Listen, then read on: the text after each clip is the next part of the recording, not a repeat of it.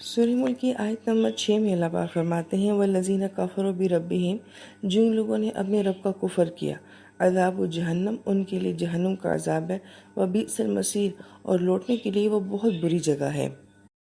अब इस आयत मुबारका में कुफ़र की बात की गई है, और कुफ़र का मतलब हमने जान लिया है कि इसका मतलब होता है छुपा देना। और यहाँ अल्लाह ताला ने रब का लफ्ज़ लाया है, और रब का बंदगी के साथ बड़ा गहरा ताल्लुक़ होता है।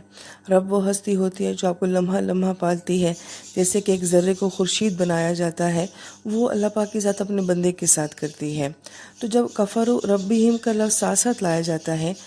तो इसका मतलब ये होता है कि ये वो शख्स है कि जिसने अपने रब की किसी एक नेमत का नहीं, किसी एक एहसान का इनकार नहीं किया, बहुत सारे एहसानात और नेमतों का इनकार करने वाला ये शख्स जो है ये काफिर है। फिर आयत मुबारका में जहन्नुम का तज़किरा किया गया है, और कुरान हमें जो जहन्नुम का तस्वुर देता है वो ये कि जहन्नुम एक ऐसी जगह है कि जो हमारी मुंतज़िर है, जिसकी आंखें भी हैं, जो देखती भी है, जो बोलती भी है, और वो जानती भी है कि उसके अंदर किसने आना है। और जहन्नुम का फिर एक माना जो है वो गहरा घड़ा भी किया जाता है कि एक ऐसी जगह या ऐसी वादी जो कि कचरे से भरी हुई हो, उसको भी जहन्नुम कहा जाता है, क्योंकि हर नाफरमान को जहन्नुम में डाला जाएगा। और नाफरमान इंसान जो होता है वो अल्लाह ताला की नज़र में एक कचरे की तरह होता है। लिहाजा जहन्नुम एक ऐसी वादी है कि जहाँ अल्लाह ताला के नाफरमान जो कि हैं तो इंसान थे, मगर वो कचरा नुमा इंसान थे, उनको वहाँ पे इकट्ठा कर दिया जाएगा। फिर उस जगह के लिए मसीर का लफ्ज़ आयत मुबारका में आया है कि वो लौटने के लिए बहुत बुरी जगह है। मसीर का एक माना बयान किया जाता है रुजू करना, लौटना, और दूसरा माना जो है वो इसका अंजाम होता है। और अंजाम में भी मुफस्सिर किराम ये फरमाते हैं कि किसी काम का आखिरी हिस्सा, उसकी इंतहा, उसको सैरुल अमर कहा जाता है। और सारा का दूसरा माना ये भी होता है कि एक हालत से दूसरी हालत में मुंतकिल हो जाना, किसी काम की आखिरी कैफियत कि वो किस अंदाज में ख़त्म हुआ है, उसके लिए भी सैर का लफ्ज़ इस्तेमाल किया जाता है।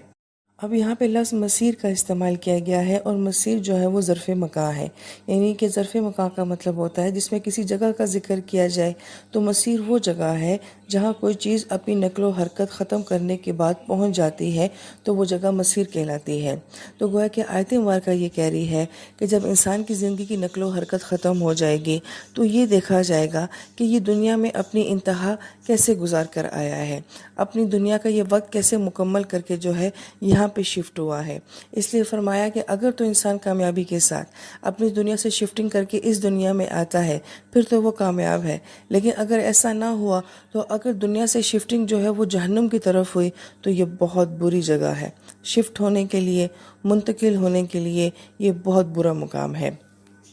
फिर आयत नंबर 7 में अल्लाह पाक फरमाते हैं इदा उल्कू फ़ीहा, जब वो डाले जाएंगे इस जहन्नुम में, समीउला शहीकम, तो वो सुनेंगे वहाँ पे जहन्नुम के धड़ने की आवाज़ को, वही तफूर, और वो जहन्नुम जो है वो जोश मारती होगी। मुफस्सिर किराम इस आयत मुबारका के ज़िम्मे में ये फरमाते हैं कि अल्लाह ताला इस आयत मुबारका में उस कैफियत को भी बयान कर रहे हैं कि इंसान को जहन्नुम में डाला कैसे जाएगा। तो उसके लिए उल्कू का लफ्ज़ इस्तेमाल किया गया है। इल्का से ये लफ्ज़ है, इसका मतलब होता है डालना, क्योंकि इंसान खुद से तो जहन्नुम में नहीं जाएगा। इसका मतलब है कि उसको पकड़ के डाला जाएगा, जैसे कि मुजरिम को या कैदी को जेल के अंदर डाला जाता है। फिर मुफस्सिर किराम ये फरमाते हैं कि जहन्नुम की वादी गोया कि कचरे की वादी है, गंदगी की वादी है, और इंसान कचरे के मुकाम तक कैसे पहुंच जाता है कि उसके लिए इतनी तहकीर इस्तेमाल की गई है कि एक गंदी जगह पे और उसको ऐसे फेंक दिया जाएगा कि जैसे कि हम कूड़ा अपनी डस्टबिन के अंदर फेंक देते हैं।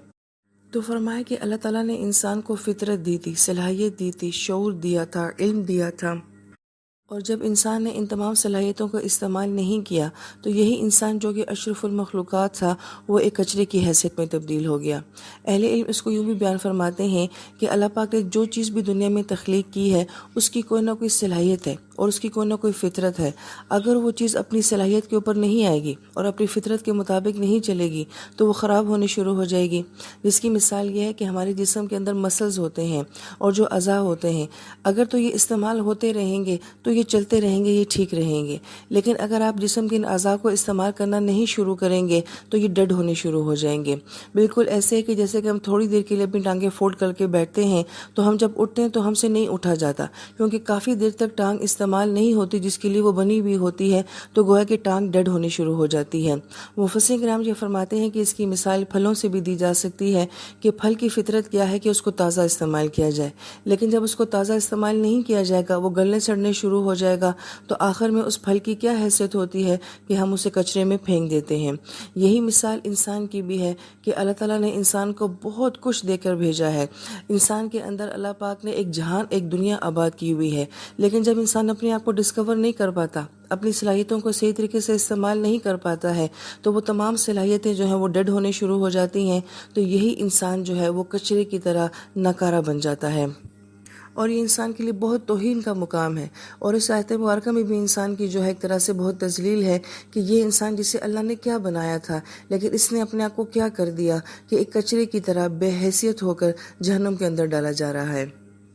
پھر آیت مبارکہ میں شہیق کا لفظ استعمال کیا گیا ہے کہ جہنم خود کس کیفیت کے اندر ہوگی کہ جب اس کے اندر کسی نافرمان کو ڈالا جائے گا تو فرمایا کہ شہیق ایسی آواز کو کہتے ہیں کہ جو روتے وقت آواز بہت اونچی ہو جاتی ہے، اس کو شہیق کہا جاتا ہے۔ جب گدھے کی آواز اونچی ہو جاتی ہے اس کو بھی شہیق کہا جاتا ہے، اور بعض نے فرمایا کہ جب گدھا مرتا ہے تو مرتے وقت اس کی جو آخری آواز بہت اونچی ہوتی ہے اس کو شہیق کہا جاتا ہے۔ اب یہاں پر غور کیا جائے کہ پچھلی آیت مبارکہ میں ہم نے پڑھا تھا کہ جہنم جو ہے وہ سعیر ہے، یعنی کہ وہ بھڑکنے والی چیز ہے۔ جب کسی نافرمان کو اس کے اندر ڈالا جائے گا اور بالخصوص جنات کو تو وہ بھڑکے کے اوپر کی طرف اٹھے گی۔ اب یہ اس کے اندر کی کیفیت ہے، مگر ساتھ ساتھ یہ آیت مبارکہ کیا کہہ رہی ہے کہ اس کی آواز بھی ہے۔ گویا کہ ایک چیز دیکھنے میں یا محسوس کرنے میں بہت خوف زدہ ہے، مگر ساتھ ساتھ اگر اس کی آواز بھی ہو تو یہ ایک عجیب منظر ہے جو قرآن پاک ہمیں بتاتا ہے۔ اگر انسان تھوڑا سا غور کرے تو گویا کہ جہنم ہمیں یہ منظر پیش کرتی ہے کہ ایک چیز دیکھنے میں بہت خوف زدہ ہے، وہ اپنے اثر میں بھی بہت خوف زدہ ہے، مگر ساتھ ساتھ اس کے اندر آواز بھی ہے، تو ہر طرح کی جو نیگیٹیوٹی ہے وہ اس کے اندر جمع کر دی گئی ہے۔ اور پھر دوسرا لفظ جو آیت مبارکہ میں آتا ہے وہ تفور کا آتا ہے، اور تفور کا مطلب ہوتا ہے کسی چیز کا شدت کے ساتھ بڑھنا۔ جب آوازیں شدت کے ساتھ اونچی ہو جاتی ہیں تو اس کے لیے تفور کا لفظ استعمال کیا جاتا ہے کہ جہنم کی آواز تو ہوگی، مگر پھر اس آواز کی شدت کو بھی بیان کیا گیا کہ وہ چھوٹی موٹی آواز نہیں ہوگی، بہت اونچی آواز ہوگی۔ اب اگر آیت مبارکہ پہ غور کیا جائے تو انسان جو ہے وہ تو حواس خمسہ کے اوپر چلتا ہے۔ میں دیکھنے سے، چھونے سے، سونگنے سے بہت ساری چیزوں کو پہچانتی ہوں، تو گویا کہ اس میں تین کیفیات تو فوراً بتا دی گئی ہیں کہ بھڑکے کی بھی، چھونے میں بہت شدت کی ہوگی، اور اس کی آواز بھی جو ہے وہ بہت شدید ہوگی۔ اور پھر قرآن دوسرے مقامات کے اوپر جو بیان کرتا ہے کہ انسان وہاں سے کھائے گا بھی، انسان وہاں سے پیے گا بھی، تو گویا کہ جہنم جو ہے وہ ہر طرح سے فیل کروائی جائے گی۔ اور اس پر پھر مزید آیت نمبر 8 میں یہ کہا جا رہا ہے تکاد تمیز من الغیظ، قریب ہے کہ یہ جہنم غصے سے پھٹ جائے۔ اب یہ آیت مبارکہ گویا یہ کہہ رہی ہے کہ جہنم کو غصہ بھی آتا ہے کہ وہ چیز جو اپنی ذات میں اتنی شدت رکھتی ہے، مزید یہ کہ اس کے اندر یہ جذباتی پہلو بھی ہے کہ وہ غصے میں بھی آتی ہے۔ اور جہنم کے بارے میں ہم نے پیچھے یہ پڑھا تھا کہ جہنم دیکھتی بھی ہے، بولتی بھی ہے اور پہچانتی بھی ہے۔ اب مفسرین کرام یہ فرماتے ہیں کہ جہنم کو غصہ کیوں آئے گا؟ اس لیے کہ وہ اللہ تعالیٰ کے نافرمان کو پہچانتی ہوگی، اور جب بھی کوئی اللہ کا نافرمان جو ہے وہ جہنم میں ڈالا جائے گا تو وہ غصے سے مزید بھڑک جائے گی۔ گویا کہ جہنم بھی اللہ تعالیٰ کے نافرمان سے نفرت کرتی ہے۔ تو جہنم اگرچہ ایک نافرمان انسان کے لیے بہت بری جگہ ہے، مگر یہ اللہ تعالیٰ کی بہت وفادار مخلوق ہے کہ اللہ تعالیٰ کے نافرمان سے اس کو بھی نفرت ہے۔ اب یہاں پہ ہم رک جاتے ہیں اور اپنے نبی صلی اللہ علیہ وآلہ وسلم کی سنت کو پورا کرتے ہیں کہ آپ علیہ السلام کی مبارک سنت یہ تھی، جب آپ قرآن پاک کی تلاوت کرتے تو جہاں کہیں جہنم کا تذکرہ آتا آپ وہاں پہ رک جاتے اور اللہ تعالیٰ کی ذات سے جہنم سے پناہ مانگتے۔ آپ علیہ السلام کو جہنم سے کیا خطرہ تھا، لیکن دراصل میں آپ نے امت کو یہ سکھایا کہ یہ وہ جگہ ہوتی ہیں جہاں اللہ تعالیٰ سے دعائیں مانگی جاتی ہیں۔